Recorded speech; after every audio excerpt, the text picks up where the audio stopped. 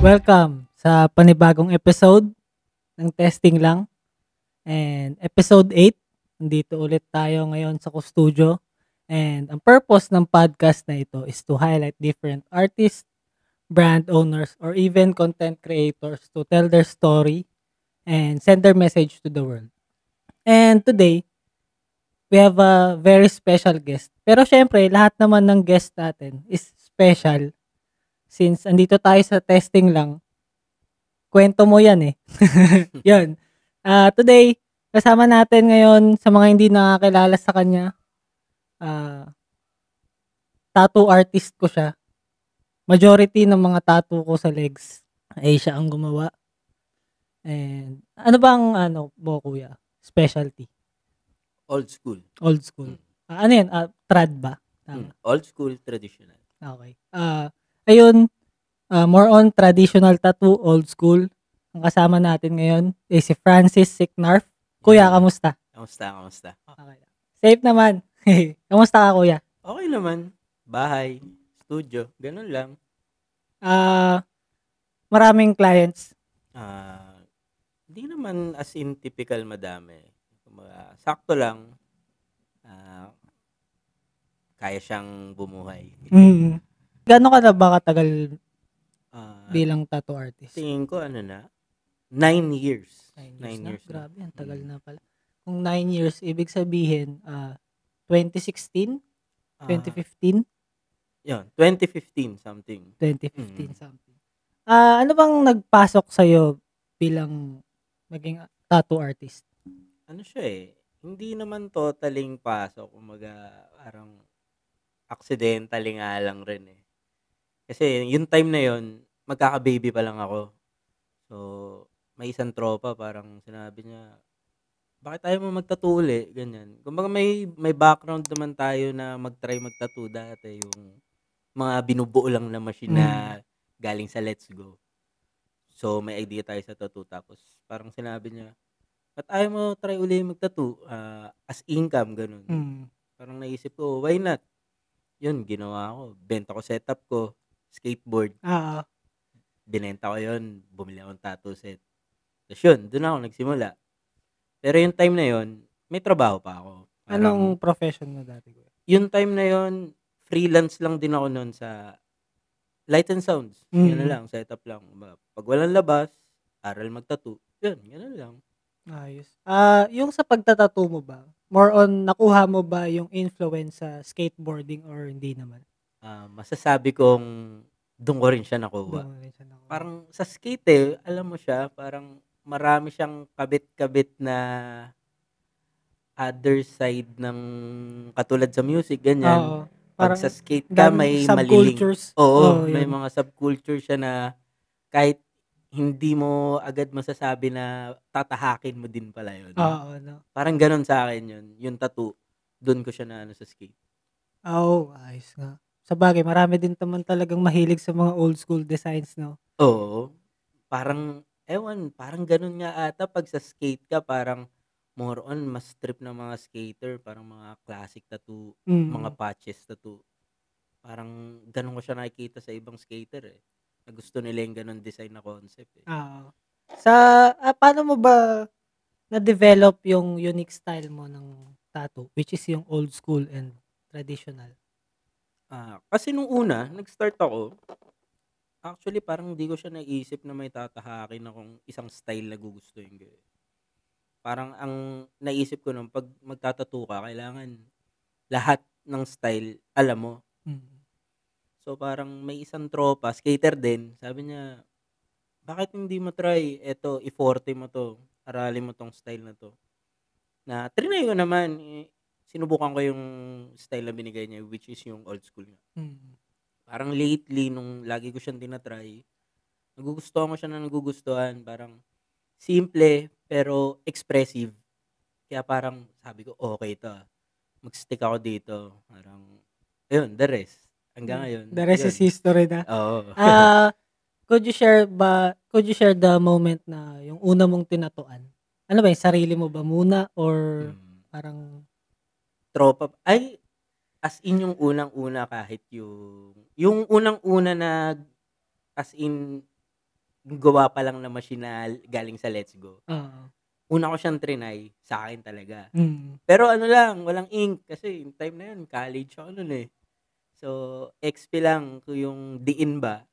So, walang ink, sinugata ko lang yung sarili ko na parang may drawing, ganun. Mm. Pero yung sa tattoo naman, as in tropa na talaga, may mga willing tayong tropa na, uy, nagtatattoo ka na pala, tatuan mo nga ako. Oo, sabagay maraming gano'n Oo. maraming gano'n sa mga skater na tropa ano. Shouts out yun sa mga Oo. tropa na naniwala Yan, kahit yan, yan. hindi pa tayo gano'n kagaling Oo. dati. Ayos.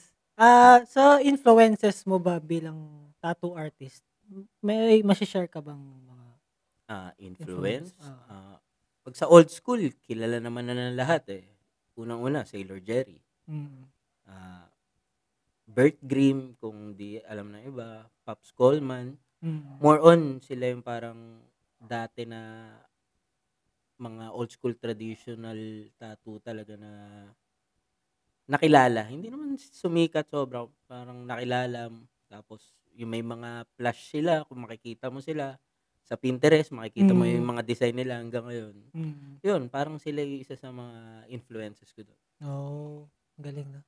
Parang yun, sa mga influences mo na yun throughout this years, parang kung paano ka nagsimula hanggang ngayon, parang sila pa din yung tinitignan mo na Oo, guideline. kumbaga, going back to the roots pa rin. Oo. Kumbaga, silat sila pa rin. Sa creative process mo ba, pwede mo ba kaming i-walk through when designing a tattoo? Minsan, pag yung sa akin lang, as in flash ko lang na hindi request ng client, more on, ano muna ako eh, concentrate muna ako, isip. Minsan, nag-iisip ako ng praise, or minsan, pag scroll ka, parang, uy, itong design na to. Tapos may makita pa ako isang design. Parang gusto ko i-collab yun Parang gusto ko gumawa ng panibagong design. O yun nga, minsan yung praise, parang may tumatak sa akin na praise or word. Parang isipin ko, gusto kong gawa ng design yung gano'ng yung praise na yun. One example ba doon is yung Gene or Die? Masasabi natin, Ano bang behind ng Gene or Die? Kasi parang ikaw ang nagtatattoo nun sa mga karamihan na tropa, di ba? typical, Gene. Oo. So, tatatak, nagiinom. Parang gano'n. Nung una, yun yung meaning niya sa akin. Gene, diba? Manginginom, gano'n. Tapos yung word na or die, sa skate, zero or die, parang gano'n. Zero or Die. So, yung time na dinodrawing siya, parang biglang nag-flash sa akin yung zero or die. Sabi ko, why not Gene or Die? Parang gano'n. Parang doon nagsimula yung Gene or Die. As pang manginginom talaga siya. Pero later on, parang natuwa ako, maraming tropa na gusto magpatato na which is talaga mga manginginom din. So, parang later on, na-incorporate ko siya yung sa buhay natin Oo. Parang dun ko na siya parang pinalalim yung explanation ng Gene or Die sa akin. Ano bang meaning ng Gene or Die? Pwede mo bang ma-explain? Gene or Die, pati nga yung abbreviation niya, lately ko na lang napansin, GOD pala siya. Oo. God pala siya. God. Parang, hindi ko siya plinano. Parang, lately ko na lang nakita, uy, GOD pala yun Tapos, yung meaning sa akin ng Gene or Die lately, nung hindi na siya yung para sa manginginom lang. Gin, di ba? Typical, iniinom ng mga matatanda. Yung mga, alam mo yun, yung mga hindi ganong angat sa buhay. Pagkatapos ng solid na trabaho sa isang araw, parang, gin lang, 4 kantos lang, tubig. Skater. Solve na yung buhay. Hassle na uli kinabukasan Parang ganun siya sa akin. Yung gin, para siyang pag-asa Kumbaga, shot ka lang, inom ka ngayong araw, pang tanggal pagod, kinabukasan, kaya uli. So, yung die, pagsuko. So, parang, yung gin, papalag ka, or die, susuko ka na lang. Parang later on, gano'n na yung meaning niya sa akin. Ang galing. Lalaban ka, or susukuan mo lang. Oo. Parang ano nga din, ako naman, parang nakita ako dun sa Gene or Die. Yung interpretation ko rin sa kanya is parang, yung pagiging, ano ba, straight edge, sober. Parang may ganun akong nakikitang part sa Ah, kanya, eh. Ewan ko ba, may ganun ba? Kasi bilang ikaw ba, 'di ba straight edge, masasabi mo bang straight edge ka? ngayon, oo, eh. Mm, Ilang years na, eh. Ilang years mm. na rin akong straight edge, eh. Puwede mo bang i-explain sa audience natin kung ano nga bang straight edge Straight para sa'yo? edge, hmm, base sa parang pagkakaintindi ko, is straight life, eh. Healthy living, gano'n. Mm, Pagdating sa pananaw din, parang yung may solid mentality din yung isang straight edge, eh. mm, Kasi 'pag straight edge ka nga, so sober ka, mm, hindi ka umiinom, hindi ka nagda-drugs, hindi ka nagte-take ng kahit anong gano'n. Pagdating naman sa pagkain, madisiplina din sila. May mga straight edge na yung pananaw, hindi talaga sila kakain ng meat kasi ano yun, animal cruelty, animal killing, mga mm, gano'n. Eh, sa'kin parang hindi ko pa kaya yung as in straight edge talaga na yung lahat yon, no no alcohol, mm, no drugs, no eating meat. Although nandun ako sa ano, no drugs, no alcohol. mm. Nag-quit na talaga ako dun. Yung meat, wala, parang hindi ko pa kaya dahil naano pa rin ako, kumakain pa rin ako ng Oo, white meat, eh. oo, Parang hindi ko pa kaya yung all vegan talaga siya na ano, eh, mm. na lifestyle, eh. Meron ka bang mga ano, tattoo clients na parang nakakakwentuhan mo rin about sa pagiging straight edge? Oo, marami din. Marami din. Lalo 'pag yung mga old school na design, Mm, marami marami tayong clients talaga diyan na straight edge din talaga sila.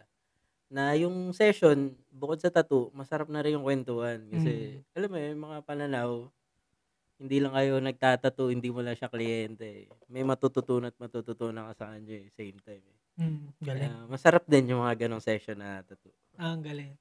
May, bukod naman sa mga kasama mong mag-tattoo na straight edge din, Mm. meron ka bang na-encounter na client na parang unsure sa mga designs nila?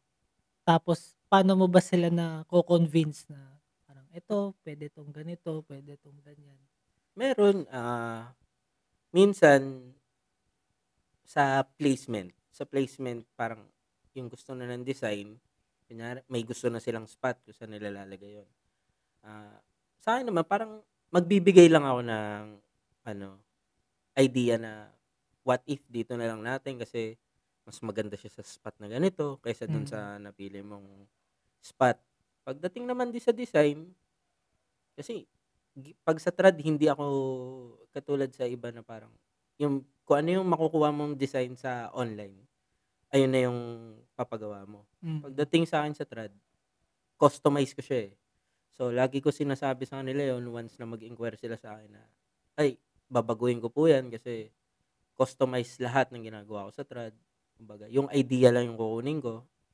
Nage-gets naman nila na mm, all throughout lagi 'pag trad na yung ini-inquire sa'kin, gets na nila agad yun na ko-customize ko yun tapos ayun, bibigay ako ng idea sa spot na mapipili nila, suggestion lang din. mm, Tapos nasa kanila naman din kung okey na sa kanila yung spot na gusto nila or yung idea ba na binigay ko susundin nila. mm. Kumbaga ano lang, bigay lang idea at least kahit papaano 'di ba, yung client mo ano rin, satisfied din siya sa tattoo na mabibigay mo sa kanya. Oo, Hindi yung parang kung ano yung gusto niya dun sa spot na yun, eh, kung awkward naman talaga yun, bakit hindi mo bigyan ng advice, 'di ba? oo. Totoo ngang bagay 'yun.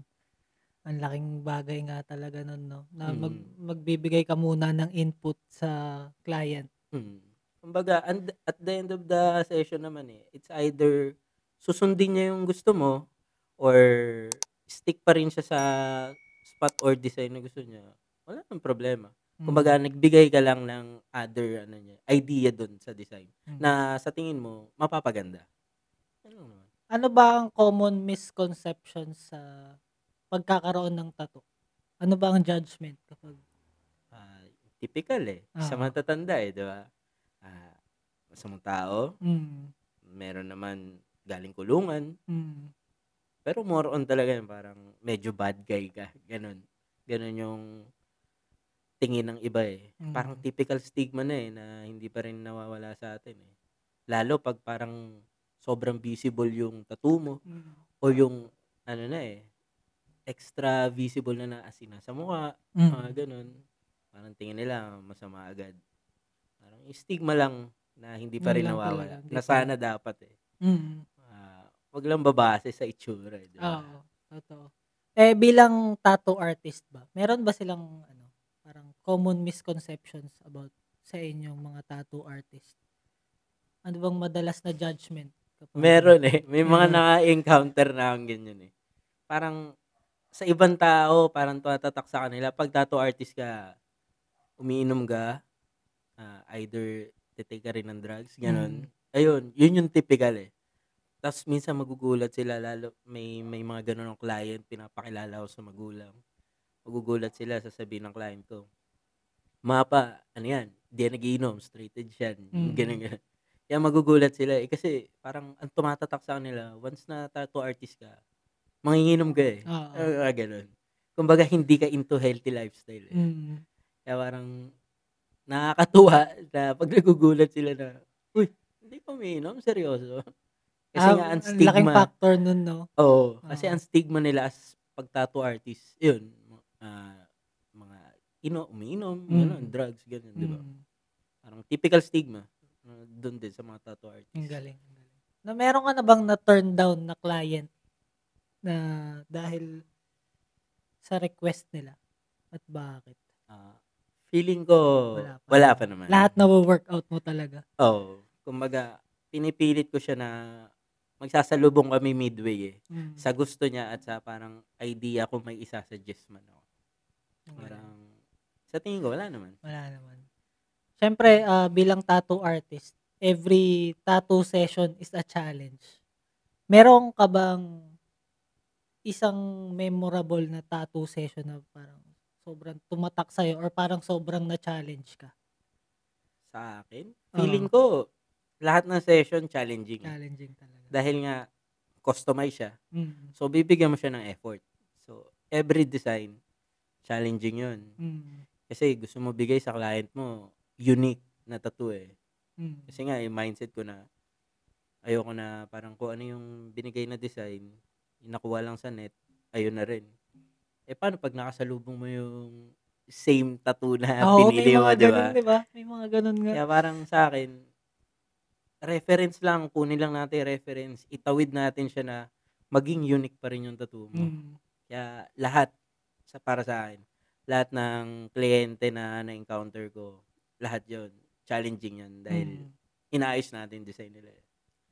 From small pieces to big pieces ng tattoo, meron akong nakita nung nagpapa-tattoo ako sa'yo dati, yung isang malaking barko ba yun sa likod? Back piece. Oo, yung malaki. Ah, Kamusta naman ang pagta-tattoo ng mga malalaking part? sa una, yung parang first time ko magawa malaki, ano talaga siya eh, mahirap. Pero same time, ma-adapt mo yung parang diskarte doon pag nakagawa ka uli ng sunod na malalaki. Mm. Pero yung una, mahirap. Parang bibigyan ka pala niya idea eh. Marami kang mali na dun eh, magagawa eh. So, pag nakagawa ka uli ng susunod na malaki, madadampot mo na yung mali mo nung una. Hindi naman Mm. mali. Kumbaga parang pagkukulang mo dun sa Oo, una. may talagang may parang learning curve talaga siya. Mismo, Oo. learning. Kaya okay din. Masarap yung process niya na mahirap pero may matututunan ka. Sa mga gano'ng kalaki bang mga piece, ilang sessions or ilang hours Sa akin, tinitake? ang ginagawa ko, big piece. Sinasabi ko sa client ko, kung hindi ka naman aalis agad or mag-iibang bansa agad, gawin natin siya ng 4-5 sessions para yung healing, same Mm. time. Healing, saka yung pain tolerance mo, ma-maximize natin kung hanggang saan ka lang. Kesa naman, malaki, kunin natin, baka kaya 2 session, ganun. Ayoko siyang gawin ng ganun. Kasi ang mga compromise doon, yung healing, saka yung pain tolerance mo, baka di mo kayanin. Mm. Ending, hindi din natin matatapos. Saka at least, pag 4 sessions kasi or matatagal na session, kunyari, nagsimula ako, lining lang muna, unang session natin. Sa susunod na session, kung may touch-ups man ako na gagawin sa una nating ginawa, mahahabol ko siya. Mm. Ganun ng ganun sa susunod na session. Para yung buong healing process ng design natin, maganda. Kasi na-touch up natin kung ano pa yung pwede nating ma-touch up dun sa previous natin. Kaya pag big piece, gusto ko, medyo matatagal na sessions. Mm. Healing-wise, tapos pain tolerance-wise. May mga nagta-top out din ba talaga? Meron din eh. Meron Meron din talaga eh. Hindi mo rin mapipilit eh kung Oo. yun yung pain tolerance nila eh. Tsaka parang may nabanggit ka dati na, ano ba yun, parang wag mag-iinom muna bago magtato kasi nagbi-bleed. Parang Oh, sinabihan man. mo ako nun eh. Mga Tinatanong ano mo yan ako eh. nun eh. Do's and don'ts Oo. pag before session talaga eh. Ano ba, pwede ka ba makapagbigay ng mga do's and don'ts? Ayun, yung sinabi mo, bawal kang mag-inom bago ka tatuan. Kasi nga, ayun, pwede kang mapuyat. Kunyari, bukas yung session natin, mag-iinom ka ngayon, magpupuyat ka. So, kinabukasan, wala kang enough energy para sa session mo. Mm. Mas mababa yung pain tolerance mo. Tapos, hindi ka kakain bago pumunta sa client, bawal din yun. Siyempre, kailangan mo ng energy sa session, kain ka muna. Pagdating naman sa session, pwede kang magbaon ng sweets or mga refreshment para pag mahaba yung session mo, makastore ka pa rin ng energy. Mm. Pagdating naman sa after session, bawal ka na sa malansa, bawal kang kumain malansa, bawal mo siya iligo sa mga open water like dagat, swimming pool, Mm. bawal mo rin siya paarawan. Ano pa ba? Bawal mo rin siyang gamitan ng kung nagwa-whitening cream, soap, oo. whitening soap or something whitening lotion, bawal din siya. Mm. Makaka-affect din siya dun sa healing process ng tattoo mo. Yun. Tapos indoors, yun. Yun nga, Indoors, paarawan, bawal Mm. mo siyang mabilad kasi fresh na sugat yan eh. Oo. Masakit siya pag nabilad sobra. Makati pa naman pag Oo. sobra. Medyo discipline din. Oo. Kumbaga yung nahirapan ka ng tatuan ng ilang oras, pero hindi pa dun yung mahirap na stage eh. Oo. Yung healing process, mahirap din siya, lalo kung hindi mo siya alagaan maigi. Bawal talaga muna magkulit. Oo. Kasi yung outcome eh, Oo. maganda yung outcome pag naalagaan mo siya na maayos. Mm. Yun lang yun. Sa mga ano naman, may mga clients ka bang nagsasuggest ng ano, yung mga maglalagay ng cream ba? Yung mga parang, nire-recommend mo ba yun? Oo. Or sila ba parang, pwede po ba itong gano'n Oo. yun?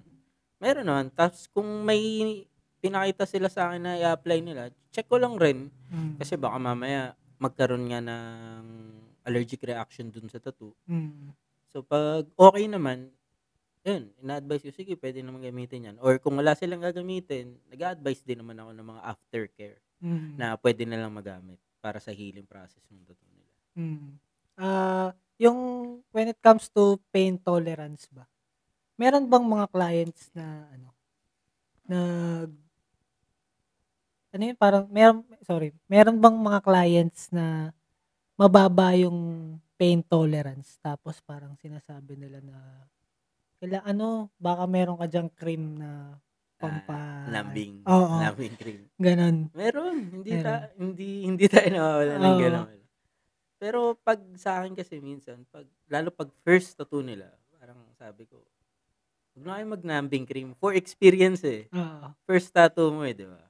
Experience mo na, pati yung pain. Mm. Pero pag may mga client naman tayo na matatagal na talaga nagpapatattoo sa atin, tapos alam na nila yung sakit eh. Parang sasabihin nila, kota na ako dyan eh. Kaya parang, pwede ba lambing cream na tayo kahit dito man lang sa lining man lang, mabawasan man lang yung sakit na hinday nila. Mm. Okay naman ako. Okay Pero ka. as long as 1 or 2 times lang. Mm. Dahil may bad side din yung paggamit ng lambing cream. Lalo pag mga detailed tattoo. Ang galing. Pagdating sa trad, para sa akin, sinasabi ko sa kanila, sa lining lang tayo maglambing para mais mo lang yung buong process na pagdilinya. Mm. Pero pagdating sa details, huwag na tayo mag-cream kasi baka, alam mo yun, masira yung tattoo mo dahil doon sa lambing. Kasi yung lambing cream, nakakainit rin siya ng balat eh. So possible, pag nasobrahan ka sa cream or hindi ka talaga doon sanay yung balat mo sa cream, yung tattoo mo pwedeng hindi mag-heal na maayos eh. Mm. Kaya hangga't kaya, tiisin. Tiisin Oo, talaga, ano. Yun experience talaga, sayang oo. eh. Parang gusto ko na tuloy ulit magpatato. Yan. After agad na ito. Oo, yan. Meron, pwede ka ba magbigay ng isang tattoo na special sa'yo, na parang design para sa'yo? Meron ka bang ganun? Ah, Yung parang, siguro hindi isa eh. Para sa akin, marami. Lalo yung mga designs na galing sa nababasa or napapakinggan kong phrases na tumatatak sa akin. Once kasi may ganun sa akin, pag tumatak yung ganung phrase or minsan lyrics ng kanta, tas gusto ko siya mai-drawing, sa akin yan eh. Tumatatak talaga sa akin yan. Kaya parang wala akong mapipiling wala iisang na. design na Oo. lahat siya may meaning para Lahat sa akin. talaga. Meaningful yun eh. Sa 9 years mong pagtatato, kasi 'di ba kailangan din ng mga certification yan. Kamusta naman yung process naman dun sa when it comes to certification? Certification more on sa health, kung yun yung pinaka mo. Parang nung mga early years ko pa lang, kinuha ko na siya. Kasi parang nung nag-aaral ako mag-tattoo, parang isa rin siya sa mga pinapanood ko sa YouTube na kung ano ba yung mga kailangan mo sa tattoo artist. Kasama siya. Kasi nga, nagtatattoo ka so prone ka rin mahawaan ng sakit eh. So pag hindi ka nag-aral ng about sa health sa mga bloodborne pathogens, so malaking chance na pwede kang mahawa sa sakit or pwede kang makahawa. Kaya as long as nag-start ka mag-tattoo, kumuha ka na rin ng mga certifications. Umattend ka na rin ng seminars about sa mga ganun. Para at least, safety tattooing yung matututunan mo. Diba? Parang nakita ko nga, parang ang madalas na tinitignan ng mga client is yung sa DOH ba? Di ba may parang certification? Kamusta naman yung process nun when it comes to DOH? Ayun, nung nag-take ako nun, yun nga, early years pa lang ng pagtatattoo ko, kumuha na ako nun. Ayun, marami tayong natutunan yun about sa mga bloodborne na pwede nating makuha or pwede nating maipasa sa ibang clients pag hindi tayo malinis mag-tattoo. Yun, kaya ayos din yun. Marami kang matututunan doon sa DOH seminar na yun. Ayos. Galing din. Parang nung nakita ko ngayon, parang sabi ko, ay may ganun pala. Hindi pala dapat basta magtatato ka lang ng parang trip-trip mo lang. Kumbaga, art form siya pero same time, kailangan mo rin maging malinis. Kasi nga, at the end of the day, sugat yan eh. Dugo yan. Di ba? Kumbaga, malinis na, creative pa. Oo. Galing. Yung sa 9 years mo pagtatato, parang lahat ba ng sketches nasa iyo pa din or minsan gaya nito bigay ni Kuya Francis sa akin to, nilagay niya yun dito sa legs ko. Sa trad, oo, nasa akin pa lahat, kahit yung mga unang ko na parang feeling ko hindi pa siya yung solid na drawing na nagagawa ko as a flash. Nandun pa, nakatabi pa. Minsan nga, pag nakikita ko yun, nakaka-reminisce din eh. Kung saan nagsimula eh. Kung ano yung parang, lalo pag parang, minsan pag burnout ako, pag nakikita ko yun, parang na-reminisce sa akin, buta ganito ako kasi pag dati ah. So bakit hindi pa uli, di ba? Hindi palagi. Kaya okay din na hindi ko siya naitapon. Pang siya eh, pang fuel uli eh. Ano ba ang burnout ng isang tattoo artist? Siguro, designing. Sunod-sunod na session. Yung parang hindi mo siya natatime manage. Parang feeling ko yun yung isa sa nakaka-burnout sa kanya. Tapos, same time, ayun nga, sa design, sa akin, pag nabe-burnout ako, kunyari, trad, parang drawing ako ng drawing na flash na puro old school. Parang, pag may times na burnout, ang ginagawa ko sa kanya, nagda-divert ako sa ibang style ng art form. Kaya Ah, anong example ng art form ba yun? kunyari, di ba, burnout ako sa trad. Mm. Pupunta ngayon ako, magmamandala ako. Mm. Yung isa kong ginagawa na geometric, doon ko siya ay, puro mandala muna ako. Para ma-refresh lang yung utak ko na Mm. hindi yung puro old school. Parang, yun yung parang escape ko sa burnout. Mm. Or yan, biking. Biking. Ayan. Para pang-refresh talaga rin. Kumbaga, pag naumay na rin ako doon sa geometric, babalik na ako sa trad na parang gutom na gutom uli ako mag-drawing. Oo, ang galing nga. At least, parang ano ka rin, no, versatile ka rin sa mga tattoo, sa mga art piece ba? Ano ba nawag doon? Para sa akin, kahit may forte ka, parang wag mo i-close yung sarili mo dun sa isang forte lang.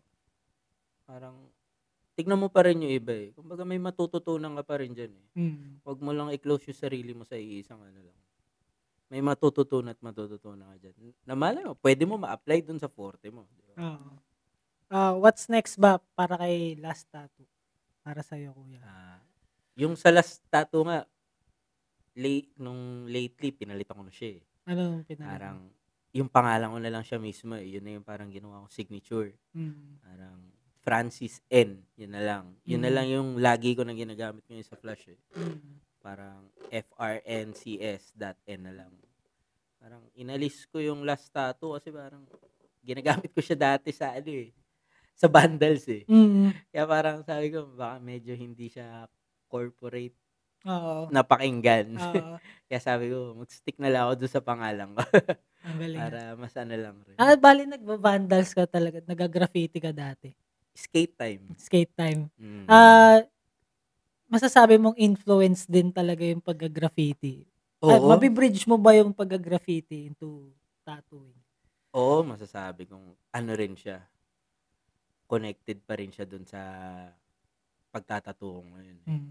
Kasi siguro kung hindi ako kasi dati, more on talaga, taggings talaga yung trip ko kahit high school eh. Yung mga likod ng notebook, gagawa ko logo, lilettering ako. Parang mas more on dun talaga ako na dati. Kesa yung sa mga drawing talaga na typical na mukha. Dun talaga ako sa tag eh. Tapos yung sa skate, parang, subculture na naman siya. Related na naman yung skate sa graffiti. Parang mas na-enjoy ko siya kasi ginagawa ko siya nung high school eh. Nasa notebook lang eh. Tapos yun, puro pader-pader na. Pero bawal yun. Ngayon na, puro katawan na. Pero yung graffiti, yung vandals, hindi ko na siya naipasok na style sa tattoo eh. Parang pumasok sa isip ko bakit hindi yung style ng mga lettering na pero hindi ko lang siya as in pinursu. Kasi nga mas na-hook ako dun sa old school. Galing. Parang in 5 years sa tingin mo, yung Francis N, ano ang the future? Ganun pa rin. Tattoo pa rin tayo. Tattoo pa rin tayo. Kung may other learnings pa tayo na pwede tutunan. Ganun pa rin. Adapt lang ng adapt. Sobra. Sabagay, sobrang bilis ng mga nangyayari ngayon. Kailangan talaga mag-adapt agad. Hindi pwedeng stuck lang tayo eh. Kumbaga, i-adapt natin yung nangyayari ngayon. Same time, kung may gusto ka i-portray sa sarili mo na i-stuck mo pa rin, bakit hindi natin i-meet halfway yun gusto natin mangyari, di ba? Malay natin, maka-discover tayo ng sarili natin na style dun sa dalawa na yun, di ba? Potential clients, saan kanila makikita? Where to find your works? Saan kanila pwede i-reach out? IG men, saka sa FB. IG, Francis X Signarf. Sa FB, Francis Signarf. Any advice to aspiring tattoo artist, creative na gustong tahakin yung trad, old school, or different art forms ng pagtatato? Siguro, hindi ko alam kung dapat ba ako magbigay. Siyempre, kailangan mo yan. Marami, pareho lang tayo nila eh. Marami lang tayo matututunan eh. siguro ang pinaka-advice ko na lang, art over money. Mm. Kumbaga, wag mo i-compromise yung artistic mo na side para lang kumita agad na malaki. Kumbaga, paghirapan mo kung paano pinaghirapan din ng mga naunang nagtattoo sa atin na yung process nila para matuto. Mm. Saka wag mo i-compromise na porke malaki yung kikitain mo doon sa tattoo na yun pero hindi mo pa naman siya gamay. Wag mo i-risk. Mm. Kumbaga, ano pa rin, art pa rin. Yun pa rin yung isipin mo sa pagtatattoo. Galing. Saka yun, yung mga seminars, yung mga about sa health, take din nila yun. Kasi hindi lang naman yan basta pagdodrawing eh. Parang alagaan mo rin yung balat ng tao eh. Mm. Ayun lang. Ayun lang. Art over money talaga. Solid. Thank you.